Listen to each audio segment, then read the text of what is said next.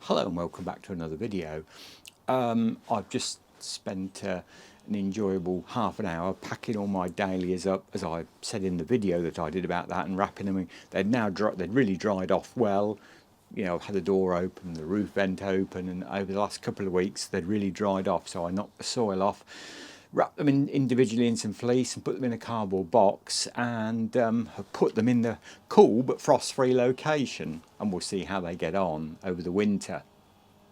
Last week, very late, I was given some very late bulbs.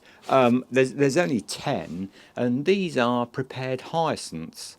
I do like hyacinths. I'm not a great lover of having bulbs inside.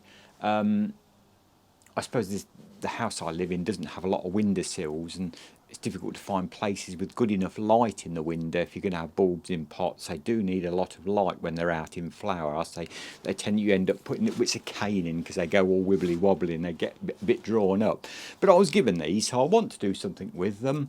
They're prepared hyacinths, and the prepared part is that basically these should have been set towards the end of September, and you then look after them and put them in the dark until you've got a 2-inch shoot coming up, and then take them out the dark and take them inside, and you get them to flower around about Christmas time. But obviously we're way too late for that. But I'm not worried if these don't flower till January or February now, which they won't. So just a little video how I do this.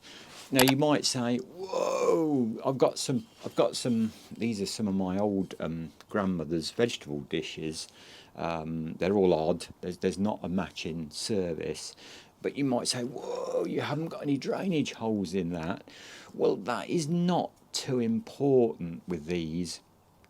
You could sit that on top of a glass of water and watch the roots come down, and it would still flower that way. My compost is fairly damp. Really, there again, you should have a compost called bulb fibre to do this properly, but I'm just going to use a general purpose compost. It's slightly moist now. I'm certainly not going to water it, and I don't think, there's going to be enough dampness in there to worry about any drainage holes, so we won't worry about that too much. And so I'll get on and just show you how I do this. It's very simple. We just basically fill our bowl with some compost. I mean, you don't need a lot of compost even, to be honest. And then it's just a matter of sitting the bulbs in like so. I think hopefully I'm going to try and get the top 5 in here, he says, with a bit of shoehorning.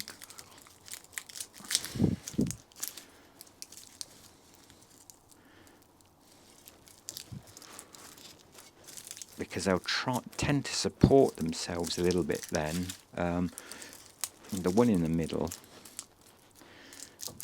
and then a little bit more compost round them. And you want to be able to see the necks of the bulbs. It doesn't matter that we've got the necks of the bulb showing.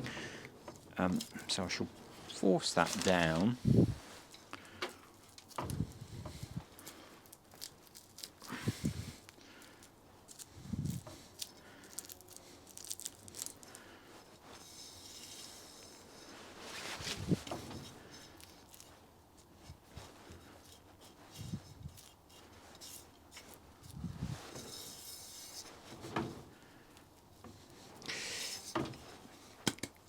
Now the thing to do, that'll be fine, is so that the compost is moist, it is not excessively wet. You couldn't even squeeze the water out of it, but it's damp enough for those to start forming roots on. If when you get it inside, and it does look very, very dry, well, you can just, sprinkle a light watering over without having too much issues about, flooding the thing out and no drainage holes. It's just, really, I don't think there's going to be any great issues. You know, I've done this before using this type of container. Obviously the bulbs vary in size, but there again, that doesn't matter. That's a very little one, that one there. And I've left it down a bit because it's quite nice when you get them inside and, you know, they're starting to form the flower spike, to tidy it up and make it look even more attractive. It's nice to put a little bit of the sphagnum kind of moss that you can buy, you know, in bags. You know, you can do it, get it by for wreath making and that kind of thing, and just put that on top, like the shop bought hyacinths you often see have the like you line a hanging basket with it as well. And some of this is grown now where it can be harvested. You can't really go and pull this up from a field. I could go and find some down the river, but you shouldn't really do that now. It's not allowed. You know, it's better to buy the like almost farmed sphagnum moss, and then you can just put some of that over when the flower spikes and the crowns are coming up. And so all you do now with that is for 2-3 weeks. Doesn't want any heat, doesn't want to be desperately cold, but I shall put it in the same location that my frost-free dahlias are going, and it wants to be in the dark. It wants a plastic bag covering over it, you know, a black plastic bag or something covering over it, and keep it in the dark for 2 to 3 weeks. And when you've got the buds, the green buds up to about 2 inches, then that's the time to move it indoors, as I say, to a coolish room and plenty of light then on a windowsill or that kind of location. And I think altogether, from setting them to flowering, it can take anything to 11 to 13 weeks. So we'll see. I'll note the week down and we'll see how well we do. These are quite small hyacinths, but that really, there again, that shouldn't, you know, be any kind of issue really, I don't think. So I've got another bag here of them. Ooh. These are a bit bigger. I think I might. I think I might only try and get 4 in here. I think 5 is going a bit too much. I'll have to put one in a pot.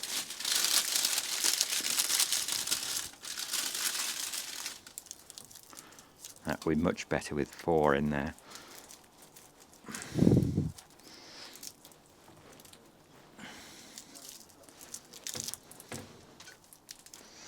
Then a little bit more compost round.